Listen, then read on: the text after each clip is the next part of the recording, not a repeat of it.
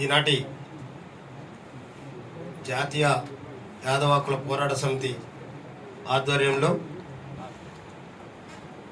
మరి మీ కుటుంబ సభ్యునిగా నాకు ఈ రాష్ట్రంలో మెజారిటీ ప్రజలకు అధికారాన్ని తీసుకురావాలనేటటువంటి లక్ష్యంతో ఏర్పాటైనటువంటి పార్టీలో ప్రధాన పాత్ర ఇచ్చినందుకు గాను ఏర్పాటు చేసినటువంటి సన్మాన కార్యక్రమ జాతీయ అధ్యక్షులు మరి మన జాతి ముద్దుబిడ్డ మరి అనేక రకాల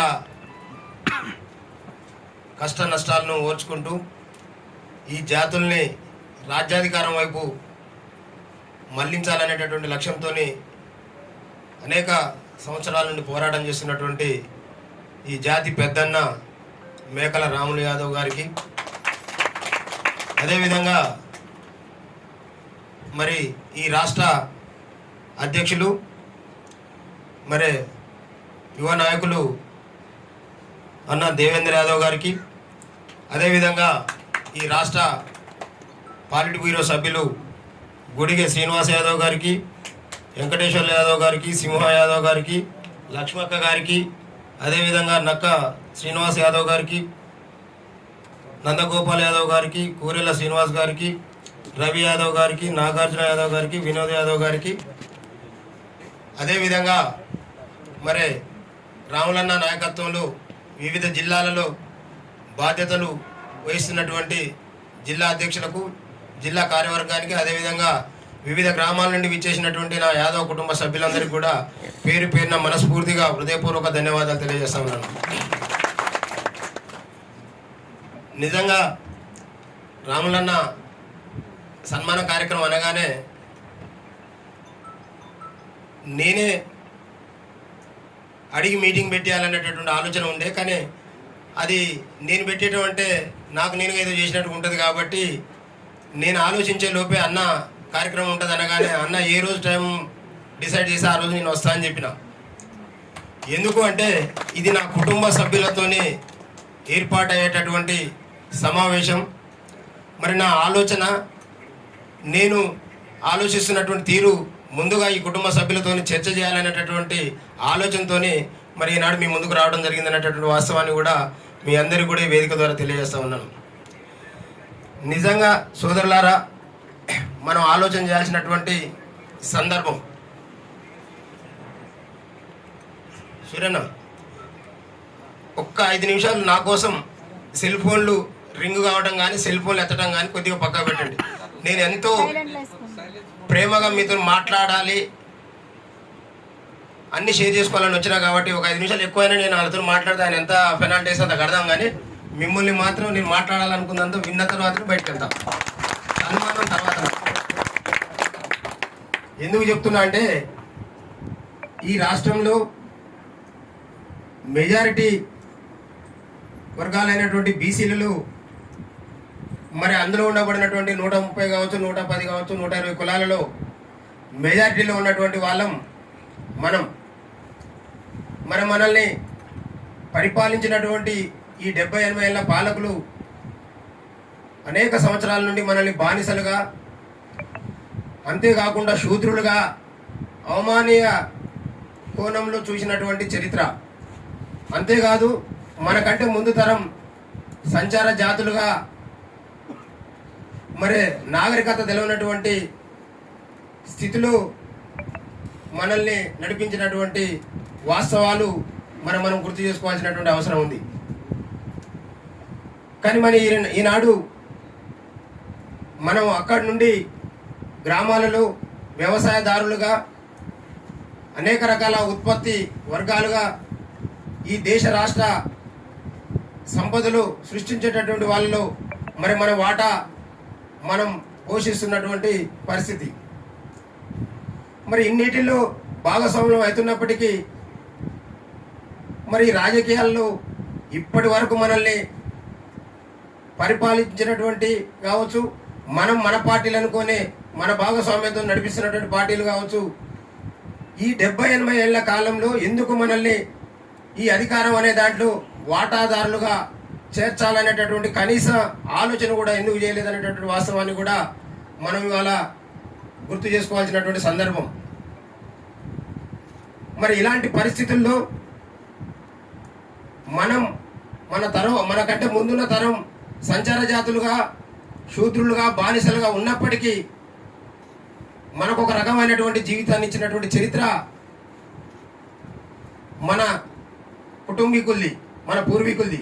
మేము ఎట్లనో బతికినాం, కానీ నా భవిష్యత్ తరం, నా పిల్లలు, నా మనవళ్ళు, నా మనవరాలు, నా కొడుకులు, నా బిడ్డలు మా మాదిరిగా బానిసలుగా ఉండొద్దు అని గొప్ప ఆలోచన ఆ రోజులలో చేసిరు. కాబట్టి ఇవాళ వేదిక మీద ఇంత పెద్ద ఎత్తున ఇవాళ నేను ఎక్కడో సూర్యాపేట ఈ రాష్ట్రంలో మారుమూలన ఉండి నేను రాజకీయాలు చేస్తూ ఉంటే, నేను అజ్ఞాతంలో ఉంటే, కనీసం ఫోన్ టచ్లో కూడా లేకపోతే ఈ పెద్ద మనిషి తన సొంత ఖర్చులతోనే తన సొంత సైన్యాన్ని తీసుకొని పోయి నా ఇంటికి కాపలుగా ఉండి నా బిడ్డకు మేము రక్షణగా ఉంటాం, మామూలుకి ఏమైనా జరిగితే బిడ్డ ఈ రాష్ట్రాన్ని అగ్నిగుండం చేస్తామని మాట్లాడేటటువంటి చైతన్యం వచ్చినటువంటి రోజులు ఇవి. అయినప్పటికీ మన ఆలోచనలు ఇంకా ఎక్కడో కొంత బానిసత్వం అనేది మిగిలి ఉంది. నిజంగా మిత్రులారా, మీరు ఒక్కసారి ఆలోచన చేయండి. నేను 2001లో ఈ తెలంగాణ రాష్ట్రంలో ఒక పార్టీ ఉద్భవించి అది ఇక్కడ ఉన్నటువంటి ప్రజలకు నీళ్లు, నిధులు, నియామకాలు అంటే ఈ మూడిటి లోటు వల్ల ఈ రాష్ట్రం అధోగతి పాలవుతుంది అనేటటువంటి వాస్తవాన్ని చెప్పినటువంటి ఆ పార్టీ నాయకుడిని నమ్మి నేను 2001 నుంచి తెలంగాణ ఉద్యమంలో పనిచేసినటువంటి చరిత్ర. ఎందుకు అంటే నా కుటుంబం నిజంగా ఇక్కడ ఉన్నటువంటి అందరికంటే కింది నుంచి స్టార్ట్ అయ్యి వచ్చినటువంటి వ్యక్తిగా నేను ఇవాళ మీ ముందు ఉన్నా. కానీ అది ఎవరు నమ్మొచ్చు, నమ్మకపోవచ్చు. ఇది వాస్తవం అనేటటువంటి వాస్తవాన్ని ఒప్పుకునే ధైర్యం కూడా అందరికి ఉండదు. వాస్తవాన్ని, గత చరిత్రని చెప్పుకునే ధైర్యంగానే, గుర్తు చేసుకునేటటువంటి ధైర్యం కానీ కొంతమందికే ఉంటుంది. నేను బాగా చెప్తా ఉన్నా, అక్కడి నుంచి వచ్చినటువంటి వ్యక్తిని. డిగ్రీ ఫైనల్ ఇయర్ ఫీజు కట్టలేక డిగ్రీని డిస్కంటిన్యూ చేసినటువంటి చరిత్ర. మరి అలాంటి నాకు వచ్చినటువంటి పరిస్థితి నా పిల్లలకు రావద్దు, నా తర్వాత తరానికి రావద్దు అంటే ఇవాళ ఇక్కడ పుట్టినటువంటి పార్టీ ఈ నీళ్లు, నిధులు, నియామకాలు అంటే ఇక్కడ ఉన్నటువంటి ప్రజలకు నీళ్లు వస్తే బీడు భూములన్నీ కూడా సాగులోకి వస్తాయి, నిధులు వస్తాయి, గ్రామాలు బాగుపడతాయి. ఇక్కడ ఉన్నటువంటి ఈ రాష్ట్రం ఏర్పాటైతే ఇక్కడ ఉన్నటువంటి ఉద్యోగాలన్నీ కూడా నా తర్వాత తరానికో నాలాంటి వాళ్ళకు వస్తాయి అనేటటువంటి గుడ్డి నమ్మకంతోనే ఆ ఉద్యమంలో పనిచేసి ఆనాటి నుండి ఈనాటి వరకు నేను వార్డు మెంబర్గా, సర్పంచ్గా, 2 సార్లు ఎంపీటీసీగా, ఎంపీపీగా, పిఎస్ఏ చైర్మన్గా, డీసీఎంఏ చైర్మన్గా అక్కడ ఉన్నటువంటి రెడ్ల మధ్యన ఆ రెడ్లందరినీ ఒప్పించుకుంటూ మరి జిల్లా స్థాయి వరకు వచ్చేంత వరకు నాకు ఎక్కడ ఎన్ని రకాల ఆటంకులు కల్పించినప్పటికీ కూడా మరి అక్కడి వరకు రాగలిగిన. ఫైనల్గా వీళ్ళు చేస్తున్నటువంటి కుట్రల్ని ఎప్పుడైతే పసిగట్టి మీ కుట్రల్ని మేము సహించేది లేదు, ఇక్కడ ఉన్నటువంటి మెజార్టీ ప్రజలు మేము కదా, మీరు మమ్మల్ని ఎట్లా చేస్తారనే మాట మొదలు పెట్టగానే వాళ్ళ చేతిలో ఉన్నటువంటి అధికారం, మన ఓట్ల ద్వారా వాళ్ళ చేతిలో పెట్టినటువంటి అధికారాన్ని అడ్డం పెట్టుకొని ఎన్ని కుట్రలు చేసారో మీ అందరికీ కూడా తెలుసు. మరి అలాంటి నాయకుల దగ్గర ఇవాళ మా వెంకన్నరసన్ నుండి అక్కడ పెద్ద ఆయన ఈ కాంగ్రెస్ పార్టీకి సీనియర్ నాయకునిగా మాకు గుర్తొచ్చిన కాంచి పోరాటం చేస్తూనే ఉండు. ఒక్కసారి ఏదో బీసీ జెండాలో ఏదో వస్తే అక్కడ జడ్పీటీసీ అవకాశం, అది ఆ కులానికి బీసీ వచ్చింది కాబట్టి మరి ఆయనకు జెండాలో పోటీ చేసే ధైర్యం లేదా, డబ్బులు లేవా, అన్నీ ఉన్నాయి. కానీ అది ఆ పార్టీలన్నీ కూడా అగ్రవర్ణాల పార్టీలు అనేటటువంటి వాస్తవాన్ని మర్చిపోయి ఇంకా కూడా మనం మరి 70-80 ఏళ్ల నుండి ఏ ఒక్కరు కూడా ఈ మెజార్టీ ప్రజలకు, ఈ మెజార్టీ ప్రజల యొక్క అభ్యున్నతి ధ్యేయంగా ఇక్కడ ఉండబడినటువంటి అగ్రవర్ణ పార్టీలు ఎందుకు ఆలోచన చేయలేదు? ఒక్కసారి ఆలోచన చేయాల్సినటువంటి అవసరం ఇక్కడ ఉన్నటువంటి మనందరికీ ఉంది.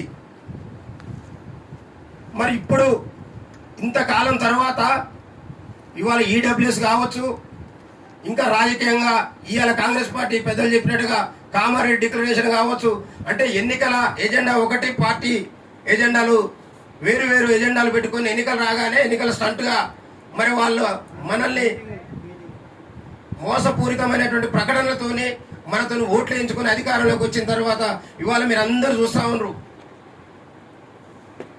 మనందరి కళ్ళకు కట్టినట్టు కనిపిస్తూ ఉంది. కామారెడ్డి డిక్లరేషన్లో 42% రిజర్వేషన్లు, విద్య, ఉద్యోగ, రాజకీయ అవకాశాలు ఇస్తానన్నమాట. వాస్తవా కాదా? వాస్తవేనా? మరి వాళ్ళ విద్య, ఉద్యోగాలు ఎందుకు ఇవ్వట్లేరు? ఓన్లీ రాజకీయాల్లో ఇస్తున్నాం అని, రానటువంటి రాజకీయాల్లో వాటా కల్పిస్తామని ఇవాళ పదే ఈ కాంగ్రెస్ పార్టీలో మన బీసీ వర్గాలు, మరి ప్రతిపక్ష పార్టీలో మిగతా వర్గాలు ఇచ్చినట్టుగానే, నోటి ముందు తెచ్చినట్టుగానే మాయ మాటలు చెప్పుకుంటా ఇవాళ రిజర్వేషన్ ఇస్తున్నామని చెప్పి మరి షెడ్యూల్ విడుదల చేసి మరి వాళ్ళ జాతి నుంచి మరి వాళ్ళ హైకోర్టులో కూడా పిటిషన్ వేసినటువంటి పరిస్థితి. ఇవాళ హైకోర్టులో పిటిషన్ వేస్తే హైకోర్టు నుంచి మళ్ళీ మన పార్టీ, మనందరి కోసం ఉద్యోగించినటువంటి తెలంగాణ రాజ్యాధికార పార్టీ ఇవాళ హైకోర్టులో ఇంప్లూడ్ అయ్యి దాని మీద ఫైట్ చేద్దామని ప్రయత్నం చేస్తున్న సందర్భంలో మళ్ళీ ఇక్కడి నుంచి పోయి సుప్రీంకోర్టులో కూడా మరి కేసులు వేసినటువంటి పరిస్థితి. ఇందాక సూర్యారావు అన్న చెప్పినట్టుగా నా వ్యక్తిగత కేసుల మీద కాదు నేను సుప్రీంకోర్టుకు వెళ్ళేది. ఇక్కడ ఉండబడినటువంటి మెజార్టీ ప్రజలకు ఏదైతే 42% రిజర్వేషన్ ఇస్తా అని చెప్పి మళ్ళీ ఆ జాతి బిడ్డలతోని తప్పుడు కేసులు వేపిస్తున్నట్టు నేను ఇక్కడ మా అధ్యక్షుడు ఇక్కడ ఇంప్లీడ్ అయింది కాబట్టి నేను అక్కడ సుప్రీంకోర్టు ఇంప్లీడ్ కావడానికి ప్రజల పక్షాన పోతున్నా తప్ప నా వ్యక్తిగత కేసుల మీద కాదనేటువంటి వాస్తవాన్ని కూడా మీ అందరూ కూడా గుర్తు చేస్తా ఉన్నాం.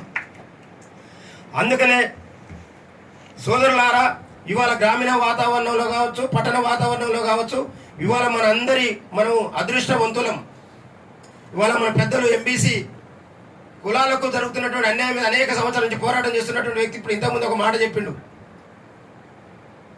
వారు చెప్పడమే కాదు, మన ముందు అనేక రకాల చరిత్రలు ఉన్నాయి. ములాయం సింగ్ యాదవ్ కావచ్చు, లాల్ ప్రసాద్ యాదవ్ కావచ్చు, శరద్ యాదవ్ కావచ్చు, ఈ దేశ రాజకీయాల్లో పెను మార్పులు తీసుకొచ్చి ఆ రాష్ట్రాల్లో ఉండబడినటువంటి బడుగు బలహీన వర్గాలను ఏకం చేసి మరి ఆ యొక్క ప్రజలని చైతన్యవంతులు చేసి అక్కడ రాజ్యాధికారం వైపు వెళ్ళి మరి ఆ జాతుల్ని వృద్ధిలోకి తెచ్చినటువంటి చరిత్ర మరి ఈ జాతి బిడ్డలకు ఉందన్నటువంటి వాస్తవాన్ని మనం గ్రహించాల్సినటువంటి అవసరం ఉంది. మరి వాళ్ళు ఈ రాష్ట్రంలో కూడా మన తోబుట్టువులుగా ఉండబడినటువంటి అనేక కులాలు ఉన్నాయి. బీసీలలో మన పక్కన ఉండబడినటువంటి గౌడ సోదరులు కావచ్చు, ముద్రా సోదరులు కావచ్చు, మున్నూరు సోదరులు కావచ్చు, పద్మశాలీలు కావచ్చు, కుమ్మర్లు కావచ్చు, కమ్మర్లు కావచ్చు, సాకలు కావచ్చు, వడ్రంగి కావచ్చు, వీళ్ళందరికీ కూడా యాదవుడు అంటే అమితమైనటువంటి ప్రేమ ఉంటుంది మాట. వాస్తవా కాదా? మీరందరూ కూడా గుర్తు చేసుకోవాల్సినటువంటి అవసరం ఉంది. ఒక యాదవుడు ఏ కుటుంబంలో ఏ ఇంటికి వెళ్ళినా అమితమైనటువంటి గౌరవాన్ని, మర్యాదను ఇచ్చేటటువంటి సాంప్రదాయం ఈ రాష్ట్రంలో ఉంది. ఎందుకంటే యాదవుడు ఎవరిని కూడా అన్యాయం చేసేవాడు కాదు, మోసం చేసే వ్యక్తి కాదు. నమ్మిన కుటుంబాలని ప్రేమగా గౌరవించేటటువంటి తత్వం ఉన్నటువంటి జాతి బిడ్డలు. మరి వీళ్ళంతా కూడా శ్రీకృష్ణుని వారసులు అనేటటువంటి వాస్తవాన్ని ప్రజలందరూ కూడా గుర్తించి మనందరూ కూడా ఆ రకమైనటువంటి ప్రేమతో చూసేటటువంటి సందర్భం. మరి ఇన్ని అవకాశాలు ఉన్నాక కూడా ఇవాళ మన జాతిలో ఉండబడినటువంటి అనేక మంది చదువుకున్నటువంటి యువత ఒక రెడ్డి గారి దగ్గర నిలబడి పక్కన ఫోటో అంటే వాస్తవంగా ఆ చైతన్యం రానంత వరకు ఇక్కడ ఉన్నటువంటి మేము కూడా పోయించినాం.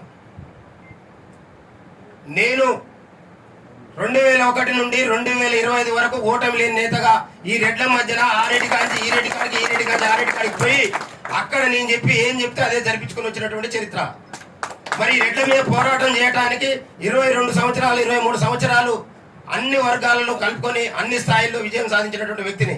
మరి అమాంతం నేను అప్పుడే వీడికొచ్చి పోరాటం చేయడానికి నాకు ఎకనామికల్గా కానీ ఇంకా అన్ని రకాల అవకాశాలు లేవు కాబట్టి ఆ పార్టీల చెంత ఉండి మరి ఆ పార్టీల దగ్గర వాళ్ళని నా ఆలోచనకు అనుగుణంగా పనిచేయించుకుంటా వచ్చి మరి నేను ఇక్కడ ప్రజలను చైతన్యం చేయాలనే కాన్సెప్ట్తో ఇవాళ బయటకు వచ్చి మరి మీ ముందుకు వచ్చి మాట్లాడుతూ ఉన్నాం. ఇవాళ మీరు నిజంగా చూస్తూ ఉన్నారు, ఈ రాష్ట్రంలో అనేక మంది పార్టీలు పెట్టేటువంటి సందర్భం. ఎవరు పార్టీలు పెట్టినా అగ్రవర్ణాలే వాళ్ళకు ఫంక్షన్ హాల్ బుక్ చేస్తే వాళ్ళకు భూమి పెడితే వాళ్ళకి అన్ని ఏర్పాటు చేస్తే బండ్లకు డీజిల్ పోయించి పంపుతారు. అది ఈ రాష్ట్రంలో ఉన్నటువంటి సంప్రదాయం. కానీ మరి మనమేం పాపం చేసినామో తెలియదు. ఇవాళ మనం ఫంక్షన్ హాల్కి పైసలు అడగట్లేము, కార్లలో డీజిల్లకు పైసలు అడగట్లేము. మన ప్రజల్ని మనం తెచ్చుకొని మన ఫంక్షన్ హాల్లో మనం ఫీజులు కట్టుకొని మనం పార్టీ లాంచ్ చేస్తున్నామంటే మరి ఎన్ని రకాల కుట్రలు చేసినో మీరు అందరూ కూడా చూసే ఉంటారు. మరి ఆ లైవ్లో కావచ్చు, మరి అదేవిధంగా యూట్యూబ్లలో కావచ్చు, మరి అనేక ఛానళ్లలో. అంటే ఒక తీన్మార్ మల్లన్న ఈ తెలంగాణ రాష్ట్రం వస్తే బతుకులు మారుతాయని అనేక మంది ఆత్మ బలిదానం చేసుకొని ఈ తెలంగాణ రాష్ట్రాన్ని సాధించుకున్న తర్వాత ఈ తెలంగాణ దొరల చేతిలో పెడితే 10 సంవత్సరాలు బరిజనిగల మాదిగా ఈ తెలంగాణ సంపదను దోచుకుంటున్నటువంటి నాయకుల మీద పోరాటం చేసి మరి ఈ దొరల్ని ఇక్కడి నుంచి తరిమేసే తప్ప మా జాతులకు మనుగడ లేదనేటటువంటి వాస్తవాన్ని నమ్మినటువంటి వ్యక్తిగా తీన్మార్ మల్లన్న మరి వాళ్ళ టీఆర్ఎస్ మీద పోరాటం చేసి మరి ప్రత్యామ్నాయంగా అప్పటికప్పుడు మనం పార్టీ పెట్టుకునేటటువంటి ఫెసిలిటీ లేక మరి అక్కడ ఉన్నటువంటి ప్రత్యామ్నాయం కాంగ్రెస్ పార్టీకి బీసీలకు ఇస్తున్నటువంటి అనేక రకాల హామీలను నమ్మి మరి ఆ వైపుగా పోయి ఆ పార్టీని అధికారంలోకి తెచ్చిన తర్వాత మీరు చూసారు కదా, వాళ్ళు ఇచ్చినటువంటి కులగణనలో మరి వాళ్ళు ఇచ్చినటువంటి మాట తప్పి కుల గణనలోనే తప్పులు చేసినటువంటి వాస్తవాలను మరి వాళ్ళ బయటికి తీసినందుకు వాళ్ళ పార్టీ నుంచి బహిష్కరించి మరి బయటికి పంపిన సందర్భంలో మరి ఎంతకాలం అయినా ఈ అగ్రవర్ణ పార్టీలు ఈ జాతుల కోసం ఏం చేయవనేటటువంటి వాస్తవాన్ని నమ్మినటువంటి వ్యక్తిగా మరి వాళ్ళ ఆ పార్టీలతో కొట్లాడి 100 కేసులు పెట్టుకొని వచ్చి ఇవాళ అందరూ అన్ని పార్టీలలో ఉన్న నేను మాత్రం నా జాతి కోసం ఏదో ఒక రోజు ఏదో ఒక పార్టీని తీసుకొచ్చిన తర్వాతనే మళ్ళీ రాజకీయాలలో నేను ఆ కండువలు వేసుకుని తిరుగుతా అనేటటువంటి శపథం చేసి ఉన్నటువంటి పరిస్థితుల్లో ఇవాళ మరి మల్లన్న గారి నాయకత్వంలో మల్లన్న నేను కలిసి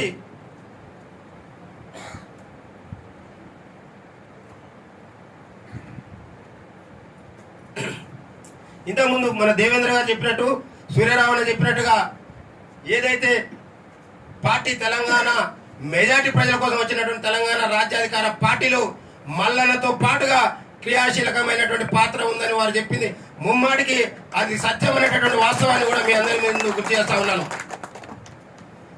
నేను క్రియాశీలకంగా ఉండటమే కాదు, ఈ భవిష్యత్తులో ఏదైతే అన్న మాకు 15 మంది ఎమ్మెల్యేలు కావాలి 20 మంది ఎమ్మెల్యేలు కావాలని కొట్లాడుతూ ఉండు, అన్న కోరుకున్న దానికంటే కూడా ఎక్కువగా అవకాశాలు వచ్చేటటువంటి అవకాశం ఉన్న పార్టీ తెలంగాణ రాజ్యాధికార పార్టీ అనేటటువంటి వాస్తవాన్ని కూడా మీ అందరికీ కూడా గుర్తు చేస్తా ఉన్నాం. అందుకని సోదరులారా, చూద్దాంలే ఏమో నడుస్తుంది కదా, చర్చ అయితే నడుస్తుంది కదా, అతను మంచిగానే ఉందిగా, మంచి వాతావరణం ఉందిగా అని వెయిట్ చేయడం కాదు. ఇవాళ మన వంతు బాధ్యతగా ఇవాళ నిజంగా చెప్తున్నానా, ఎవరికైనా అక్కడ ఏదైనా పదవులు వస్తాయని పదవి వచ్చేటటువంటి అవకాశం ఉన్నది మాత్రం ఉంటే ఉండనియండి, వాళ్ళ నోరు మనం కొట్టాల్సిన అవసరం. ఇచ్చిన బిచ్చగాని లెక్క మనం బిచ్చవేసే పదవులే తప్ప మనం స్వతంత్రంగా ఇవాళ నా పార్టీ నేను నా పదవిది నేను స్వతంత్రంగా నేను నిర్వర్తిస్తా అనేటటువంటి చరిత్ర మనకు ఎవరికి రానియరు, అది ముమ్మడికి జరిగేది కాదనేటటువంటి వాస్తవాన్ని కూడా మీ అందరూ కూడా గుర్తు చేస్తా ఉన్నాం. అందుకనే దయచేసి సోదరులారా, ఇవాళ తెలంగాణ రాష్ట్రంలో 119 నియోజకవర్గాలుంటే ఇవాళ 119 నియోజకవర్గాల్లో కాంగ్రెస్ అయినా బీజేపీ అయినా బీఆర్ఎస్ అయినా అగ్రవర్ణాల పార్టీలు అనేటటువంటి మాట వాస్తవ కాదా మీరు ఒకసారి ఆలోచన చేయండి. ఇవాళ ఈ 119 నియోజకవర్గాల్లో ఏ నియోజకవర్గం వెళ్ళినా మనం బీసీలం వాళ్ళు ఇచ్చినటువంటి లెక్క ప్రకారమే 56% 62% ఉన్నటువంటి బీసీలం మరి ఎస్సీ ఎస్టీ మైనార్టీ సోదరులు కలుపుకుంటే 92-93% మరి ఉన్నమాట వాస్తవం కాదా ఒకసారి ఆలోచన చేయండి. ఇవాళ తెలంగాణ రాష్ట్రం ఏర్పాటు కావాలంటే ఈ రాష్ట్రంలో ఉన్నటువంటి అసెంబ్లీ తీర్మానం చేయాలి, కేంద్రంలో ఉన్నటువంటి పార్లమెంట్ తీర్మానం చేయాలి. మనకి ఎవరు తీర్మానం చేయాల్సినటువంటి అవసరం ఉందా అనేటటువంటి వాస్తవాన్ని కూడా మీరు అందరూ ఆలోచన చేయాలి. ఉన్నదా? మరి లేదన్నప్పుడు ఇగో మా వెంకటనరసన్ అంటుండు లేదని, నేను పోతా వస్తాంటే నాకు స్వాగతం పలుకుతాను కడుపు నిండా ప్రేమతో నిలబడ్డాడు. కానీ ఏమైతే పేపర్లు వస్తే మళ్ళీ ఏమైతే నాకేదో నీకు ఇంత కదా పదవి వస్తాయని నేను కూడా అందుకని మళ్ళీ అన్నని మందలే కూడా ముందుకు పోయినా. అన్నకు ఉండి నిండా ప్రేమ. అయినా జానారెడ్డి గారు మాట ఇచ్చిండు, జానారెడ్డి గారు ఇస్తే ఇంకో రెడ్డి గారు ఒప్పుకోవద్దా? ఇంకో రెడ్డి గారు ఒప్పుకుని ఆ పక్కన ఉన్న ఊళ్ళో పక్క రెడ్డి ఆయన ఒప్పుకోవద్దా? ఈ వెంకటనరసన్ ఈయన పదవిసి ఇప్పుడు మేము ఆయన చుట్టూ తిరగాలనా? ఉంటుందా ఉండదా? అందుకనే చెప్తా ఉన్నాం, మళ్ళొక జీవితం అనేది ఉందో లేదో మనకు తెలియదు. ఉన్నదా? ఉన్నదైతే ఒకటే నాకు తెలిసి, దీన్ని ఏదో ఒక రకంగా మన జీవితాన్ని సార్థకత చేసుకుని పోవాల్సినటువంటి బాధ్యత అవసరం మన ముందుందనేటువంటి వాస్తవాన్ని కూడా మీరు గుర్తు చేసుకోండి. ఇవాళ డాక్టర్ బాబాసాహెబ్ అంబేద్కర్ గారు కావచ్చు, జ్యోతిబా పూలే కావచ్చు, ఇవన్నీ తెలిసే అనేక సంవత్సరాల క్రితమే మనకు ఒక మార్గాన్ని చూపించినటువంటి చరిత్ర. మనం ఆ దారి నుండి కాకుండా మనం ఇంకో దారిలో పోయి మనం ఏం సాధిస్తామన్నా అది కాదు అనేటటువంటి వాస్తవాన్ని ఇప్పటికైనా మనం తెలుసుకోవాల్సినటువంటి అవసరం, తెలుసుకోవాల్సినటువంటి బాధ్యత మన మీద ఉన్నటువంటి వాస్తవాన్ని కూడా మీరందరూ కూడా గుర్తు చేసుకోవాల్సినటువంటి అవసరం ఉంది. అందుకనే సోదరులారా, ఇవాళ కులాలుగా ఇవాళ నిజంగా రాములను వచ్చిన తర్వాత ఈ రాష్ట్రంలో యాదవులకు ఒక భరోసా వచ్చింది. మాకేమన్నా అయితే మా యాదవ హక్కుల పోరాట సమితి అనేక సంఘాలు ఉన్నాయి మనకాడ కూడా, ఇక సరే వాటి గురించి చెప్పుకోవాల్సిన అవసరం లేదు.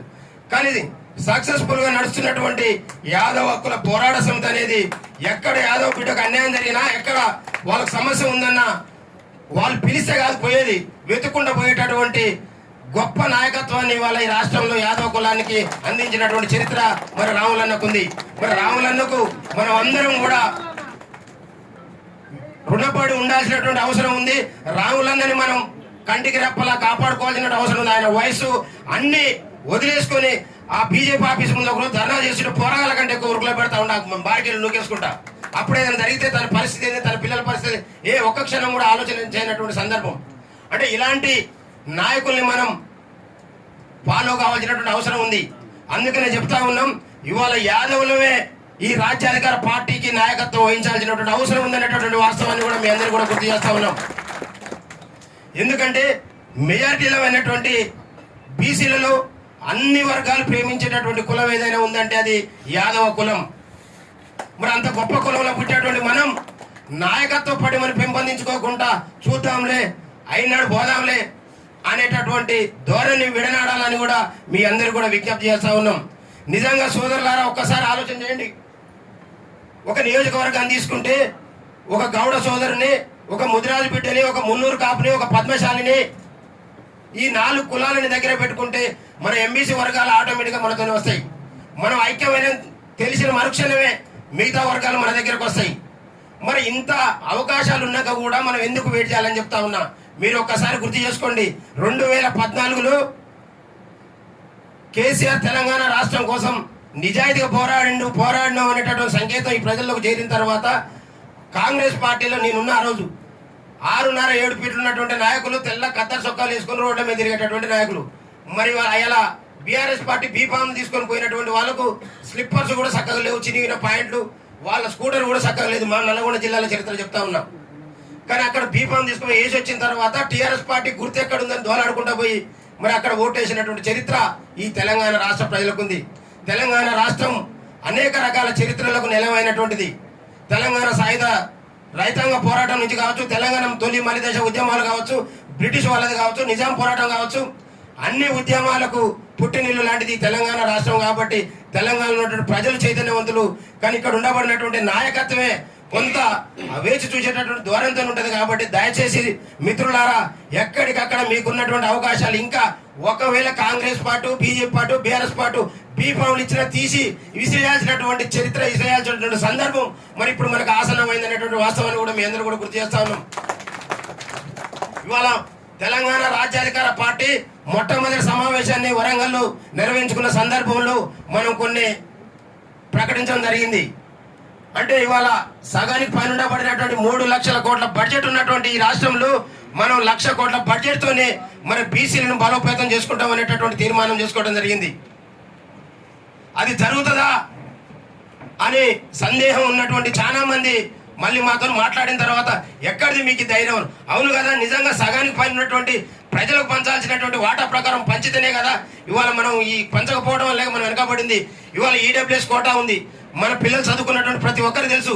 ఇవాళ నిన్నటికి మన గ్రూప్ 1, గ్రూప్ 2, గ్రూప్ 3 ఏదైతే మళ్ళీ వీళ్ళు ఉద్యోగాలను భర్తీ చేసిరో ఈడబ్ల్యూఎస్ కోటా తను ఉన్న 10% 12% తీసుకుపోతా ఉన్నారు. అడిగే వాళ్ళడు ఇవాళ ఒకే ఒక గొంతుక ఇవాళ తీన్మార్ మల్లన్న మాట్లాడుతూ ఉంటే తీన్మార్ మల్లన్నని ఒకడు బ్రోకర్ అంటాడు, ఒకడు ఇంకోటి అంటాడు, ఇంకోటి అంటాడు. కానీ మన నోరులు ఎక్కడ కూడా లేసలు వాళ్ళు చెప్పగానే నిజమే కావచ్చేమో. అంటే ఇవాళ మెజార్టీ ప్రజల పక్షాన కొట్లాడుతున్నటువంటి గొంతుకని ఏదైతే మైనార్టీలు ఈ ప్రభుత్వాలకు దూరం అయిపోతాం అనేటటువంటి భయం జరగబడ్డది. కాబట్టి ఇవాళ మన కోసం మాట్లాడేటటువంటి నాయకుడిని, మన కోసం కొట్లాడేటటువంటి నాయకుడిని ఒక దొంగగా, ఒక బ్రోకర్గా చిత్రీకరించేటటువంటి పరిస్థితి మరి ఈ రాష్ట్రంలో జరుగుతుందంటే మనం అందరం కూడా మన గొంతులు ఇప్పాల్సినటువంటి సందర్భం. మన సోషల్ మీడియా మొత్తం మనం వాడాల్సినటువంటి సందర్భం. మన చేతిలో ఉన్నటువంటి ఆండ్రాయిడ్ ఫోన్లు మరి వాళ్ళ చూసుకుంటూ నోరు మెలపకుండా ఉండటం కాకుండా మనం ప్రతి మాటకు సమాధానం చెప్పాల్సినటువంటి పరిస్థితి. ఇవాళ వాళ్ళు 3-4% లేనటువంటి వాళ్ళు మనం ఏదైనా మాట్లాడితే, ఇవాళ నేను మాట్లాడేదంటే ఉడుదండి ఎక్కడన్నా అగ్రవర్ణాల గురించి మాట్లాడితే వెంటనే కింద మన గురించి రాంగ్ కామెంట్స్ పెడతా ఉంటారు. కానీ మన వాళ్ళు ఇంతమంది ఉంటారు, చూసుకుంటూ పోతారు, కానీ కనీసం రిప్లై చేయాలనేటటువంటి ఆలోచన కూడా ఇంతవరకు మనలో ఉత్పన్నం కావట్లేదు. అందుకని మిత్రులారా, ఒక ఒట్టె జాన యాదవ్, ఒక రాములన్నో, ఒక దేవేంద్రన్నో, ఒక తీన్మార్ మల్లన్నో కాదు, ఇవాళ ఈ రాష్ట్రంలో ఉండబడినటువంటి మెజార్టీ ప్రజలమైనటువంటి మనం, మెజార్టీ నష్టపోయినటువంటి ప్రజలం 70-80 ఏళ్ల నుండి ఇవాళ ఈ సంపదనంతా కూడా భోంచేసి వాళ్ళ కుటుంబ సభ్యులు, వాళ్ళ పిల్లలు, బంధుమిత్రులు వాళ్ళు పంచుకొని ఇవాళ సంపదను ఇక్కడి నుంచి రాష్ట్రం దాటించి విదేశాలలో సంపదను దాచుకుంటూ మనల్ని మాత్రం ఎలక్షన్ వచ్చిన రాత్రికి మనం గేట్లు తెచ్చుకొని 2000 కాగితం, 500 కాగితం, క్వార్టర్ సీసా కోసం ఎదురు చూసేటటువంటి స్థితిలో ఉంచినటువంటి పార్టీలలో ఉంటే మనం ఉన్నటువంటి వాళ్ళు కావచ్చు, ఉన్నోళ్ళు కావచ్చు, తక్షణమే ఆ పార్టీలకు రాజీనామా చేసి బయటికి వచ్చి ఆత్మగౌరవంతో ముందుకు పోవాలి. ఈ పార్టీ ఎవరి సొంతం కాదు, ఇక్కడ ఉండబడినటువంటి మెజార్టీ ప్రజల యొక్క ఆస్తి, మెజార్టీ ప్రజల యొక్క అభివృద్ధి కోసం పుట్టినటువంటి పార్టీ. కాబట్టి దయచేసి ఇక్కడ ఉన్నటువంటి ప్రతి జిల్లా బాడీ కావచ్చు, రాష్ట్ర బాడీ కావచ్చు, మిగతా వాళ్ళందరూ కూడా ఎక్కడికక్కడ మనం ఆ పార్టీలు మనవి కావు. ఇవాళ తెలంగాణ రాష్ట్రం కోసం పుట్టిన పార్టీ 2001 నుంచి 2013 వరకు, అంటే 13 సంవత్సరాలు పట్టింది. సోషల్ మీడియా లేదు, ఆ పార్టీకి ఒక కుల బలం లేదు, ఒక మత బలం లేదు. ఏదో ఇక్కడ తెలంగాణ వచ్చేది లాభం జరుగుతుంది నినాదంతో వచ్చేది మన 13 ఏళ్ళలో వచ్చింది. ఇవాళ మనం బలమైనటువంటి మన బీసీలం ఇవాళ కులాలుగా ఏకమై ఇట్లా ఎక్కడికక్కడ కులాలుగా ఒక జానేకు ఒక పార్టీలో రాష్ట్ర కార్యదర్శి వచ్చిందంటే హైదరాబాద్ నడిబొడ్డున ఒక సన్మానం చేసుకుంటున్నాం అంటే మనం ఎంత చైతన్యవంతమైన అనేటటువంటి వాస్తవాన్ని మర్చిపోతున్నటువంటి వాస్తవాన్ని కూడా మీకు గుర్తు చేస్తాం. అందుకని ఇప్పటి నుండి కులాలుగా ఐక్యమైన బీసీలుగా ఏకం కావాల్సినటువంటి అవసరం వచ్చింది, ఏకమవుతున్నాం అనేటటువంటి వాస్తవాన్ని ఈ అగ్రవర్ణ పాలకులకు మరి ఆల్రెడీ పోయింది. కాబట్టి ఇవాళ ఒట్టెజానయ్య సూర్యాపేట ర్యాలీ పెట్టుకుని పోతుందంటే అప్పటి వరకు లేనటువంటి సెక్షన్ 31 అప్పటికప్పుడే ప్రెస్ రిలీజ్ అవుతుంది. అంటే ఇక్కడ ఎలాంటి సభలు సమావేశాలు సరిపోదు. అరే ఎందుకురా భయం, మీకు ఇంత భయం? ఒట్టెజానే అంటాడు ఇంత మనిషే కదా మీ దృష్టిలో. మరి నేను వస్తున్నంటే మీకు యాక్ట్ ఎందుకు తెస్తున్నా అనేది మీరు ఆలోచన చేయాల్సినటువంటి. అక్కడ నుండి మా మిత్రులందరూ కూడా చూసారు. అంటే 3 గంటల ముందు వరకు కూడా మనకు పర్మిషన్ ఎటువంటి, అంటే మనం వస్తున్నాం అంటే వాళ్ళ గుండెల్లో రైలు పరిగెత్తుకున్నాయంటే మనతోని ఈ పాలకులకు మరి భయం దూరపడ్డది, పాలనకు దూరం అయ్యేటటువంటి రోజులు వచ్చినాయి. వాళ్ళ పిల్లలందరూ కూడా చదువుకుర్రు, చైతన్యవంతులయ్యారు. వాళ్ళ జరుగుతున్న అన్యాయం మీద ఈ గొంతులని మాట్లాడుతూ ఉన్నాయి. కాబట్టి ఖచ్చితంగా వాళ్ళు ఏకమైన అనే మెసేజ్ పోయింది. కాబట్టి మరి వాళ్ళు భయపడతారు. కాబట్టి దయచేసి సోదరులారా, మీ అందరూ ఇవాళ నాకు మీరు ఇంత టైం ఇవ్వటమే నాకు పెద్ద ఘనమైనటువంటి సత్కారం చేసినట్టుగా నేను భావిస్తా ఉన్నా. మీరు ఈ సమాచారాన్ని మీది జానన కోసం, వెళ్ళన కోసం కాదు, మన భవిష్యత్తు మన వీళ్ళ పిల్లల కోసం ఏ రకంగానైతే ఎకరం ఉన్నాయని అటు ఇటు చేసి కడుపు కట్టుకుని ఇంకో ఎకరం సంపాదించి నా పిల్లగాల పేరు మీద ఎకరం నాకు సంపాదించి పెడుతున్నాను చెప్పుకుంటాడు. మరి ఒక ఆయన డిగ్రీ చేసినాక పీజీ చేయించి, పీజీ అయిపోయినాక డాక్టర్ చేయించి పిల్లల భవిష్యత్తు కోసం ఆలోచన చేస్తాడు. అన్నిటికంటే విలువైనటువంటిది ఈ బానిసత్వాన్ని మన జాతులకు తగలకుండా చేయాల్సిన బాధ్యత మన మీద ఉంది. ఆస్తులు ఇచ్చినా ఇవ్వకపోయినా ఇవాళ ఈ బానిసత్వం నుంచి మాత్రం మన పిల్లల్ని కాపాడుకొని మన పిల్లలకు ఒక మంచి భవిష్యత్తు రావాలంటే వీటన్నిటి కూడా అధికారం అనేది ముఖ్యమైనటువంటి వాస్తవాన్ని మనం నమ్మినాం. కాబట్టి ఇవాళ మెజార్టీ ప్రజలమైనటువంటి మనం మొదటి నుంచి చెప్తా ఉన్నాం. 2028లో గొర్రెల మంద మాదిరిగా ఎస్సీ, ఎస్టీ, బీసీ వర్గాల అసెంబ్లీలో అడుగు పెడతాయి. మరి రేపు 2028లో ఉండేటటువంటి క్యాబినెట్ లో మన జాతి బిడ్డలు, బడుగు బలైన వర్గాలే క్రియాశీలమైనటువంటి పాత్ర పోషిస్తారు. కాబట్టి ఈ రాష్ట్రంలో ఎవరెంతో వాళ్ళకంతా నినాదంతో ఈ రాజ్యాధికార పార్టీ పుట్టింది. ఈ రాజ్యాధికార పార్టీ అధికారంలోకి వస్తే ఖచ్చితంగా వాళ్ళు చేసినటువంటి 3-4% ఉన్నటువంటి వాళ్ళు మొత్తాన్ని దోపిడీ చేసినట్టుగా కాకుండా ఇవాళ వాళ్ళ వాటా వాళ్ళకి ఇచ్చి మన వాటా మనం పంచుకుందాం అనేటటువంటి నినాదంతో ముందుకు పోతున్నాం. కాబట్టి మనం ఎవరికి శత్రువులం కాదు. మనల్ని 70-80 ఏళ్ల నుండి పాలకులుగా ఉండి మనల్ని పాలించి మన సంపదను దోచుకున్నటువంటి ఆ యొక్క దోపిడీదారులకు మాత్రమే మనం వ్యతిరేకం. వాళ్ళని ఎక్కడ కూడా రేపు రాబోయేటటువంటి స్థానిక సంస్థల ఎన్నికల్లో మళ్ళీ ముఖ్యంగా చెప్తా ఉన్నా, ఈ దొంగలు వీళ్ళు మనకు రిజర్వేషన్ ఇచ్చేటటువంటి ఉద్దేశం లేదు. ఇవాళ హైకోర్టులో కేసేసారు, సుప్రీంకోర్టులో కేసేసారు. సుప్రీంకోర్టు దానికి కూడా పోయి కొట్లాడడానికి మేము సిద్ధపడి ఉన్నాం. ఈ ప్రజల పక్షాన సుప్రీంకోర్టు కూడా వెళ్తా ఉన్నాం సాయంత్రం.